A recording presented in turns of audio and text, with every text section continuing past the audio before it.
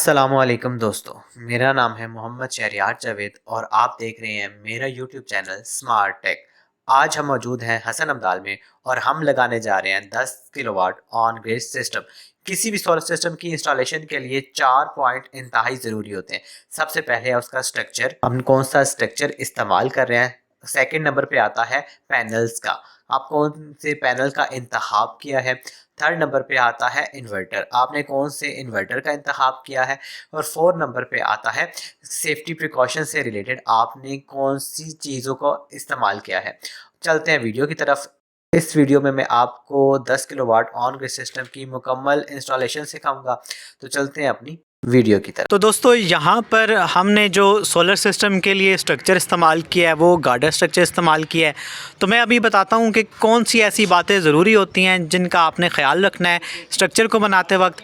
हमेशा याद रखिए गार्डर स्ट्रक्चर जो है वो नॉर्मल स्ट्रक्चर से जो कि बनाया हुआ आता है लाइक L2 या L3 जो फ्रेम्स होते हैं उसकी निस्बत काफ़ी कॉस्टली पड़ता है, लेकिन ये स्ट्रक्चर आपका दूसरे स्ट्रक्चर की निस्बत लाइफ टाइम होता है और मजबूती में उससे बहुत बेहतर होता है। यहाँ पर हमने स्ट्रक्चर के लिए गार्डर इस्तेमाल किए हैं, ठीक है, और सी चैनल्स का इस्तेमाल किया। ये हमारे पास 18 पैनल का एक गार्डर स्ट्रक्चर है। हमेशा याद रखिएगा ये सोलर स्ट्रक्चर बनाते वक्त इस चीज़ का ख्याल रखा जाता है कि जो आपकी प्लेट का जो सिमत होनी चाहिए वो नॉर्थ से साउथ की तरफ होनी चाहिए। इसमें जो इसकी फ्रंट लेग्स हैं, जो फ्रंट वाले पाँव हैं, उसकी लंबाई 5 फुट रखी है। और यहाँ पर आप देख सकते हैं बैक साइड पे जो इसकी लेग्स हैं, जो इसके पाँव हैं, उसकी गार्डर की जो लंबाई है वो 10 फुट है। यहाँ पर हमने सी चैनल्स का इस्तेमाल किया है। जो हमारा ये गार्डर स्ट्रक्चर है आपने इसको प्रॉपर्ली ड्रिल जो है वो लेंटर के अंदर करना है। तो यहाँ पर क्या होता है, अक्सर इंस्टॉलर क्या करते हैं कि जो ड्रिल है वो फ्रेम को लगाने के लिए चिप्स या मार्बल के ऊपर ही ड्रिल कर देते हैं और उसको वहीं पे इंस्टॉल कर देते हैं।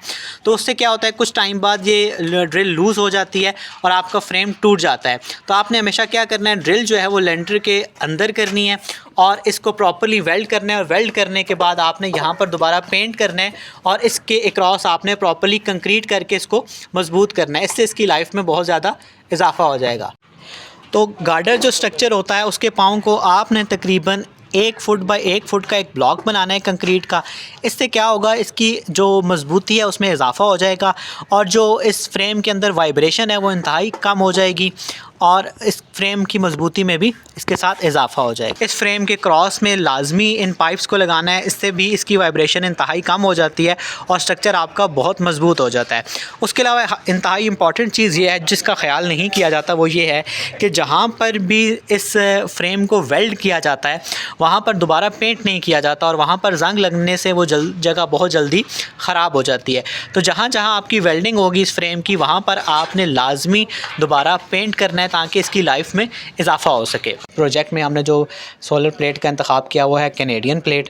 तो ये हमारे पास basically Canadian bifacial N type solar plate है जिसकी जो रेटिंग है वो 585 वाट है। इसका मॉडल नंबर, सीरीज़ नंबर यहाँ पर तमाम मेंशन है, आप देख सकते हैं कि शॉर्ट सर्किट करंट जो है वो 14 एम्पेयर है। ओपन सर्किट जो वोल्टेज हैं वो 52 वोल्ट हैं।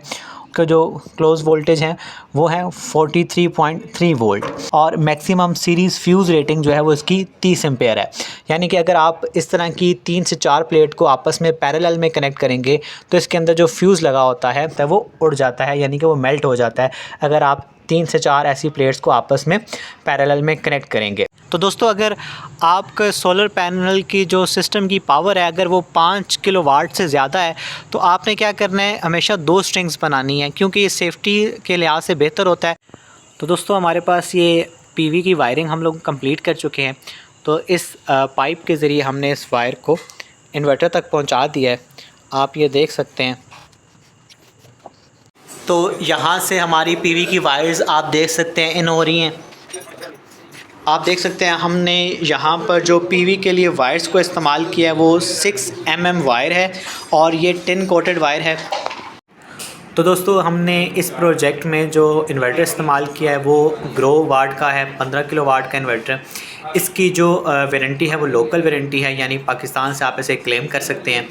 उसके अलावा इसके साथ 22 किलोवाट तक के पैनल्स को इंस्टॉल किया जा सकता है, लेकिन हमने इसके साथ 10 किलोवाट के पैनल्स को इंस्टॉल किया है।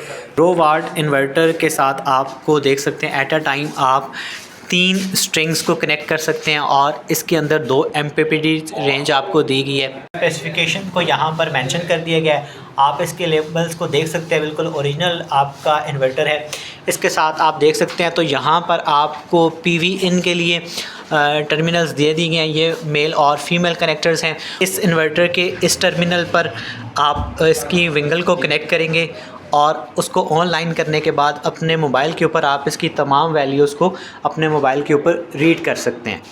और यहाँ पर इसके आउटपुट वाली 3 फेज़ सप्लाई होगी, जिसमें 3 तारें रेड, येलो और ब्लू फेज़ होगा, एक हमारी न्यूट्रल है और एक ग्राउंड की वायर है। इस साइड पे आपको इसका पावर बटन मिलेगा, जहाँ से आप इसको ऑन ऑफ कर सकते हैं। इसके साथ यहाँ पर इस पॉइंट पे आप ग्राउंड कनेक्ट करेंगे। हमारी वायरिंग कंप्लीट हो चुकी है, इसके बारे में आपको एक मुख्तसर सा बता देता हूँ। तो हमारे पास 2 PVs आ रही हैं, एक स्ट्रिंग पे 9 पैनल हैं और दूसरी स्ट्रिंग पे 9 पैनल हैं। इन स्ट्रिंग की प्रोटेक्शन के लिए हमने क्या किया, दोनों के लिए अलग-अलग DC ब्रेकर्स को इंस्टॉल किया है। एक स्ट्रिंग को हमने एक DC ब्रेकर से और दूसरी स्ट्रिंग को हमने दूसरी DC ब्रेकर से इस्तेमाल किया है। और थॉमसन के जो ब्रेकर इस्तेमाल किए हैं, इसकी करंट रेटिंग 32 एम्पेयर है और इसकी प्रोटेक्शन के लिए हमने SPDs को इस्तेमाल किया, जो कि थॉमसन कंपनी की है। SPD से मुराद है सर्ज प्रोटेक्शन डिवाइस। तो जो PV आ रही थी, पहले हमने इसको ब्रेकर्स के ज़रिए प्रोटेक्ट किया है, कंट्रोल किया है और यहाँ से आउट करके हमने इन्वर्टर को सप्लाई दी है। यहाँ से हम देख सकते हैं इन्वर्टर को PV इन किया है और वहाँ से आउट होने वाली जो 3 फेज़ सप्लाई है उसको हमने 3 फेज़ ब्रेकर के ज़रिए कंट्रोल किया और इसके साथ भी हमने सर्ज प्रोटेक्शन डिवाइस इस्तेमाल किया, SPD इस्तेमाल किया है। तमाम सर्ज डिवाइस और ब्रेकर्स हमने थॉमसन कंपनी के इस्तेमाल किए हैं। जो यहाँ पर ब्रेकर की रेंज है वो 63 एम्पेयर करंट का हमने ब्रेकर इस्तेमाल किया है। इस सिस्टम की प्रोटेक्शन के लिए हमने 2 टाइप्स की अर्थिंग की है। एक हमने अर्थिंग की है इस लाइटिंग अरेस्टर की, और ये है लाइटिंग अरेस्टर के लिए हमने अर्थिंग की है, ये उसकी वायर।